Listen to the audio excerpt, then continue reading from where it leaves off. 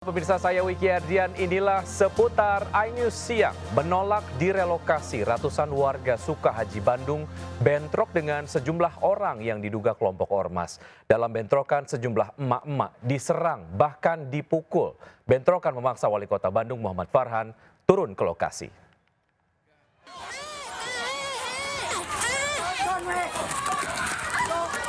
Bentrokan diawali dari kedatangan sejumlah orang diduga kelompok ormas yang tiba-tiba menyerang warga. Bahkan kelompok ormas ini sampai menyerang sejumlah emak-emak.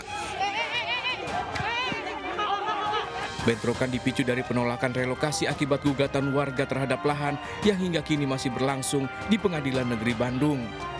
Warga pun melakukan perlawanan dengan melakukan penyerangan balik terhadap kelompok ormas. Suasana mencekam terjadi hingga tengah malam. Sebelumnya Wali Kota Bandung Muhammad Farhan mendatangi lokasi, sempat diteriaki dan ditunjuk-tunjuk oleh warga. Farhan sempat mengajak musyawarah warga yang berunjuk rasa menolak relokasi.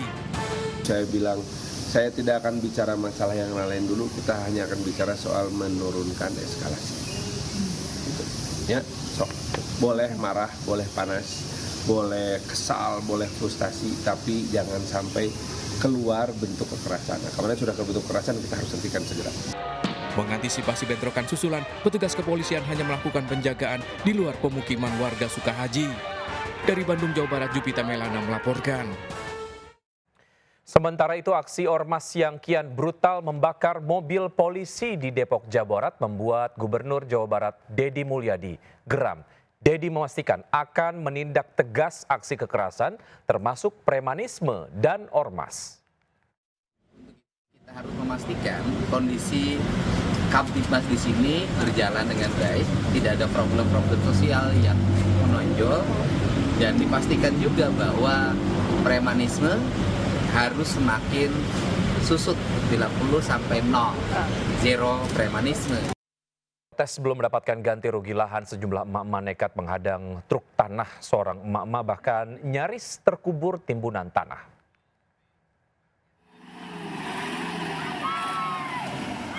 Sebagian tubuh Nur Simbolon tertimbun tanah saat menghadang truk yang akan menimbun kolam di kawasan Nongsa, Kota Batam.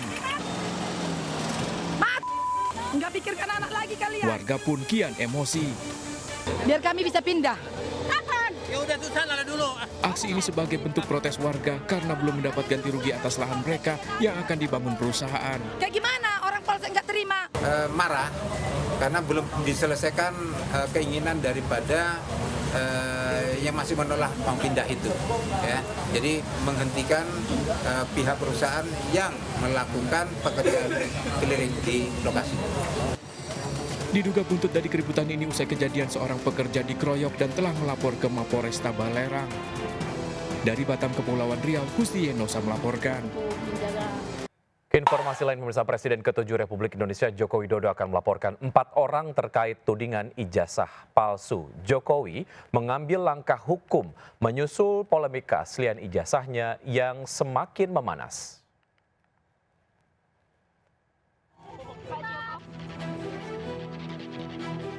Datang ke Jakarta, Presiden ke-7 RI Joko Widodo bertemu dengan sejumlah kuasa hukum membahas tudingan ijazah palsu.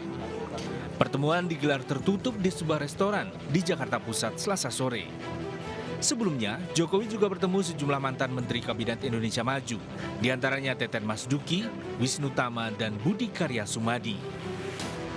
Usai pertemuan, kuasa hukum Jokowi Yakub Hasibuan menyatakan siap menempuh jalur hukum.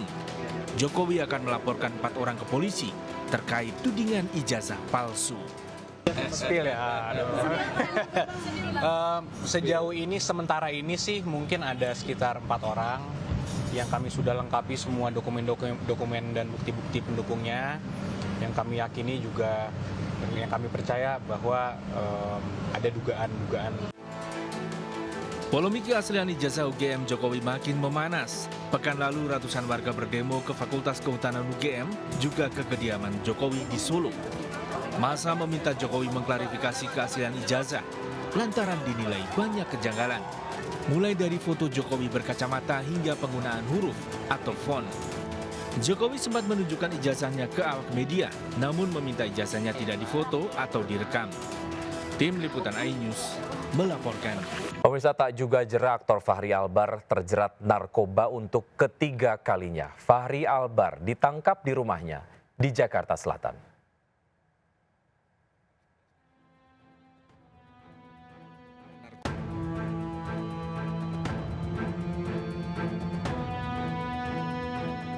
Aktor yang juga musisi Fachri Albar ditangkap Satres Narkoba Jakarta Barat atas kasus penyalahgunaan narkoba.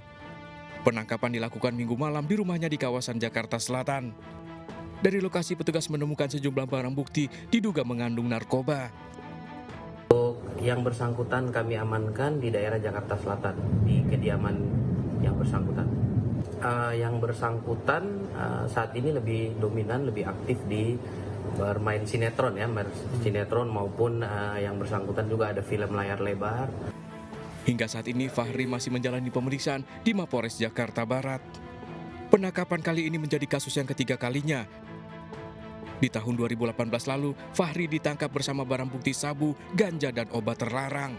Sebelumnya tahun 2007, Fachri sempat buron atas kasus Denny Chandra yang juga buronan kepemilikan 490.000 butir ekstasi. Dari Jakarta, Miftol Gani melaporkan. Pemirsa, sejumlah produk makanan olahan mengandung babi tapi berlabel halal mulai ditarik dari pasaran. Namun hingga hari ini beberapa produk bermasalah tersebut masih ditemukan di sejumlah minimarket. Sementara itu pihak produsen membantah temuan tersebut.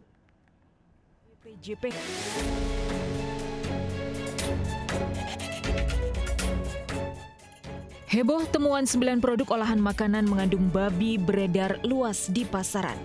Temuan itu berawal dari uji produk secara acak oleh BPJPH dan BPOM. Dari uji laboratorium untuk parameter DNA, ke-9 jajanan positif mengandung unsur babi. Ironisnya, 7 diantaranya berlabel halal. Temuan ini tentu membuat heboh masyarakat.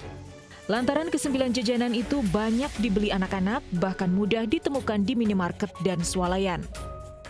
Usai temuan itu, BPOM meminta produsen untuk menarik seluruh produk mengandung babi dari pasaran. Telah ditemukan 9 produk makanan olahan mengandung unsur babi yang beredar di Indonesia. Dan pembuktian ini dilakukan melalui uji laboratorium, baik laboratorium BPOM maupun laboratorium kami, yaitu BPJPH. Namun hingga saat ini beberapa produk bermasalah itu masih dijual di sejumlah minimarket. Seperti yang terlihat di sebuah minimarket di kota Cirebon. Produk jajanan marshmallow com-com ini masih ditemukan di etalase minimarket. Sementara itu, produsen com-com marshmallow membantah 3 produknya mengandung babi. Com-com telah melakukan uji laboratorium ulang dan tidak ditemukan unsur babi. Tim Liputan iNews melaporkan.